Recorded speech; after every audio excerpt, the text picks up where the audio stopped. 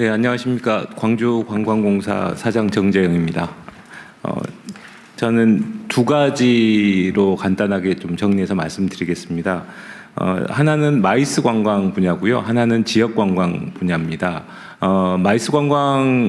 마이스 자체로서 굉장히 지역 경제 파급 효과가 크다는 거는 다 알려진 사실이고요. 그래서 각 지역에서 다 컨벤션들을 유치하는 상황입니다. 근데 이제 가장 지역에서 어려운 부분은 접근성이라든지 어떤 네트워크 문제라든지 이런 것들 때문에 대형 행사라든지 국제 행사를 유치하기가 쉽지 않은 상황입니다. 그리고 아까 어떤 분도 말씀을 하셨습니다마는 일단 수도권에 있는 컨벤션들의 규모가 워낙 크기 때문에 그쪽을 선호하기도 하고요.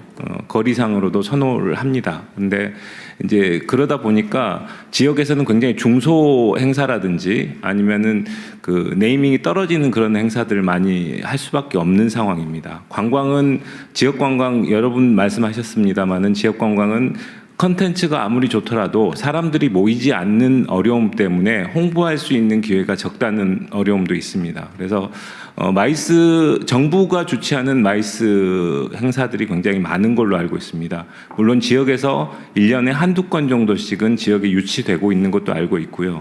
하지만 각 지역의 특성에 맞는 농업이라든지 해양이라든지 아니면 교육이라든지 수도권에 집중하지 않아도 되는 그런 행사들, 대규모 중대형 행사들을 지역 컨벤션에서 개최할 수 있도록 정부에서 주관하는 행사들을 배분해 주시면 좋을 것 같습니다. 그러면 이 사람들이 보통 이제 행사를 하면 2, 3일을 머무르게 되는데 그분들 자체로서의 어떤 먹고 자고 쓰고 하는 것도 있지만 그분들을 상대로 지역의 관광 콘텐츠를 홍보할 수 있는 효과도 있습니다. 그렇기 때문에 관광 분야에서도 굉장히 시너지가 있을 거로 생각을 합니다.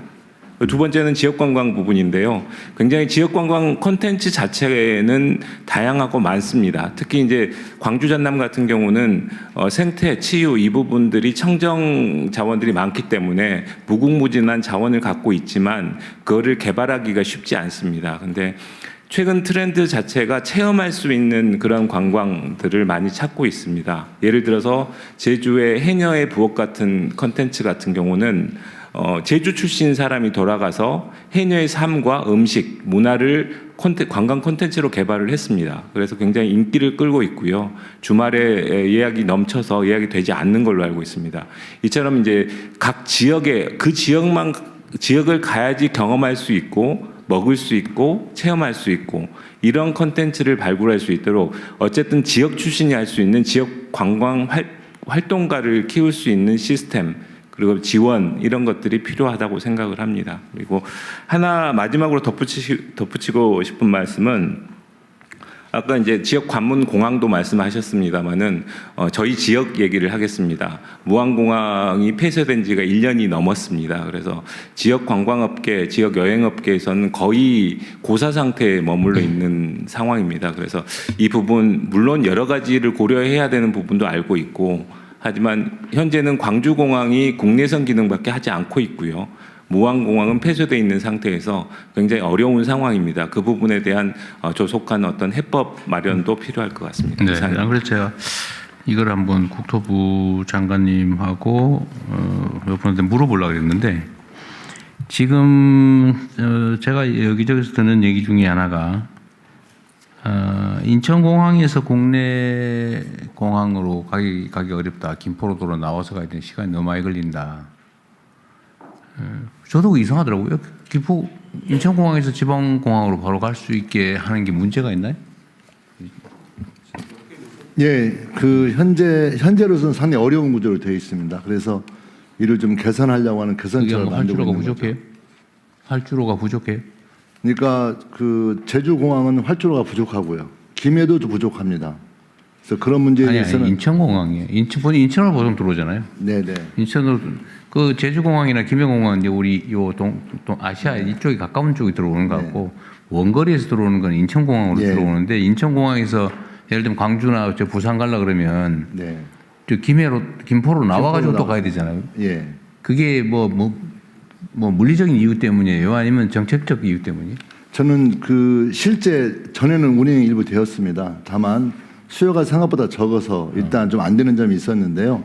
또 하나 문제는 그 제주하고 김해는 실제 다른 추가적인 그 항공을 하여튼 그 문제는 여기서 설명을 해도 시간이 별로 의미 없을 것 같고 그거는 한번 검토해 보시고요. 네, 네, 지금 검토 중에 네, 있고 수요가 있는지 또 그거 나오고 하나는 아까 지금 바로 말씀하신 건데 지금 무안공항이 피해자 조사 때문에 계속 그 다시 지금 운항을 못 하고 있잖아요. 예, 현재 무안공항이 폐쇄되어 있습니다. 그래서 무안공항을 못 하니까 아까 말씀하신 것처럼 광주가 국제공항 기능이 없는데 임시로라도 무안공항을 다시 열 때까지 광주공항이라도 국제선으로 좀 쓰자 그 말이죠. 예, 네, 그거에 대한 문제 혹시 검토해 본 일 있어요? 예, 현재 그 무항공이 폐쇄됨에 따라서 지역 여행업계가 힘들다는 조건으로부터 광주 공항을 임시로 국제공항 써달라는 요청에 대해서는 저희도 현재 검토 중에 있고요. 다만 현재 광주 공항이 국제공항이 아니기 때문에 국제공항으로서의 어떤 역할을 하려면 국제공항으로 지정하고 시스템으로 같이 시스템 되는군요. 시설 이런 것들을 좀 바꾸는 현재 노력이 필요하다고 준비가 필요하다고 생각하고요.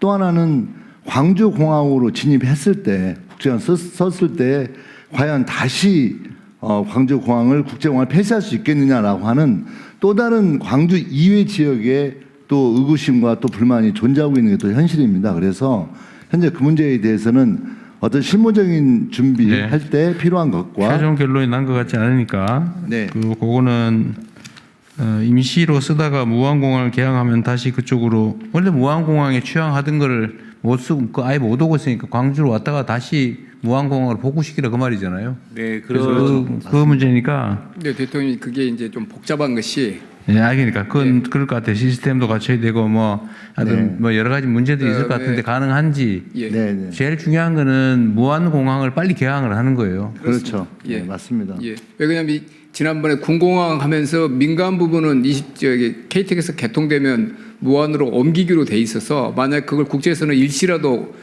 연다 그러면 그게 다 흔들립니다. 그래서 네. 무안공항을 빨리 개항하는 것이. 근데 무안공항은 언제쯤이나 다시 열 수 있어요?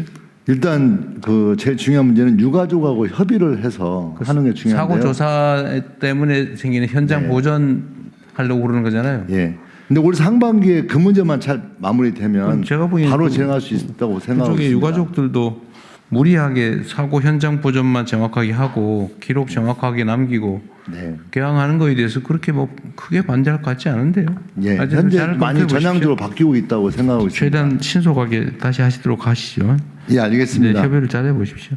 그리고 또 한편으로는 그거 뭐 무한대로 계속 걸 수는 없잖아요. 예, 맞습니다.